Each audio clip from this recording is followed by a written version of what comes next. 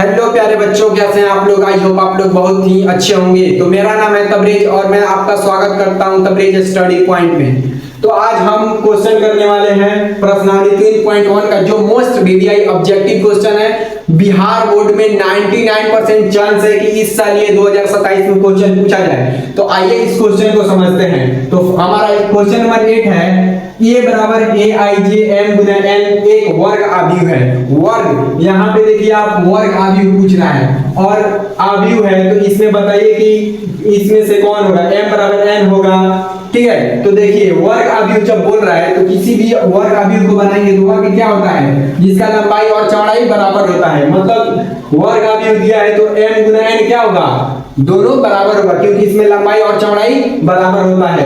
तो इसका आंसर क्या हो जाएगा, सी हो जाएगा। ठीक है, समझ में आ गया। अब क्वेश्चन नंबर 9 देखिए, x तथा y के प्रदत्त किन मानों के लिए आव्यूह के निम्नलिखित युग्म समान है। ठीक है, क्वेश्चन देखिए। अब देखेंगे कि हम इसका मान निकालते हैं। अगर मान समान होगा तो युग्म भी समान होगा, क्योंकि m बराबर n होता है। ठीक है, तो अब देखिए यहाँ पे हम देखेंगे कि अगर x के मान यहाँ से निकालते हैं तो ये इसके बराबर है, तो क्या हो जाएगा 3x + 7 = 0। मतलब क्या हो जाएगा, 3x बराबर हो जाएगा -7, यानी x बराबर हो जाएगा -7/3।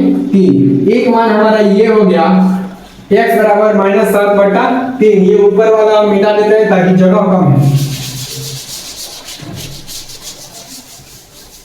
अब देखिए एक हमारा x का मान क्या आ गया, -7/3। अब दूसरा देखेंगे यहाँ पे x का मान क्या आता है, तो यहाँ पे देखेंगे क्या है 2 - 3x।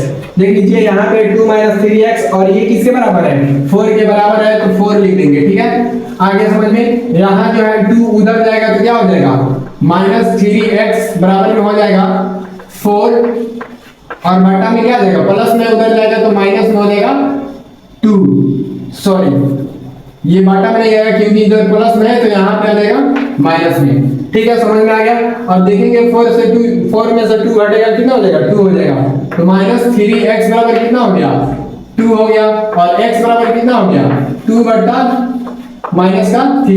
देखिए यहाँ x का एक मान आ रहा है -7/3 और वही x का मान क्या आ रहा है यहाँ पे -2/3। तो इसका मान निकालना संभव नहीं है। तो इसका आंसर हो जाएगा यह मान ज्ञात करना संभव नहीं है। कहां लिखे भाई, यहां पे लिख दे रहा है संभव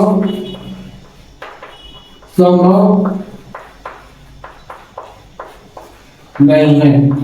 तो क्वेश्चन नंबर 2 हमारे इस तरह इसका आंसर हो जाएगा, इसका मान ज्ञात करना संभव नहीं है, क्योंकि x का मान 2 आ रहा है और दोनों डिफरेंट आ रहे हैं। ठीक है, अब देखिए हमारा लास्ट क्वेश्चन है, जो इस चैप्टर का लास्ट क्वेश्चन है, और ये जो तीनों क्वेश्चन है मोस्ट इंपोर्टेंट वीवीआई क्वेश्चन है। ये बिहार बोर्ड में पूछता है, क्योंकि बिहार बोर्ड में 200 का ऑब्जेक्टिव क्वेश्चन का एग्जाम होता है और 200 में जो मोस्ट इंपोर्टेंट क्वेश्चन है जो बुक में है और ऑब्जेक्टिव है, तो ये बुक का ऑब्जेक्टिव क्वेश्चन है। हम इसका जो ऑप्शन है ऑप्शन नहीं लिखे, क्योंकि मेरे बोर्ड में उतना जगह नहीं था, इसलिए हम ऑप्शन नहीं लिखे। ठीक है, अब देखिए जो ये है क्वेश्चन नंबर 10 है और लास्ट क्वेश्चन है, 3 × 3 के ऐसे आव्यूहों की कुल संख्या कितनी होगी जिनकी प्रत्येक प्रविष्टि 0 या 1 हो। मतलब 3 × 3 कोटि का कोई ऐसा आव्यूह है और इसमें प्रविष्ट संख्या कितना है, 2 है। मतलब कोई 3 × 3 का है तो इसमें 2 2 2 2 2 2 2 2 और 2, ये कितना हो गया, 3 इसमें रो हो गया और 3 कॉलम हो गया। तो इसमें 2 ही संख्या होगा, एक 0 होगा और 1 होगा। तो 2 और 3 × 3 का हमको निकालना है कि कितनी इसका संभव कितनी संख्या क्या है, ऐसे आव्यूह की कुल संख्या कितनी होगी जिनकी प्रत्येक प्रविष्टि 0 या 1 होगा। तो 2 ही ना संख्या है, तो 2 हो गया, एक 0 और एक 1, तो 3 × 3 होगा। तो इसका लिख देंगे हम, इसका होगा 2 और 3 × 3 कितना होता है, 9 होता है। तो 2 के पावर 9 कितना हो जाएगा, 2 के पावर 9 अगर लिखना है तो हम इसको लिख सकते हैं, ऊपर ही लिख दे रहे हैं।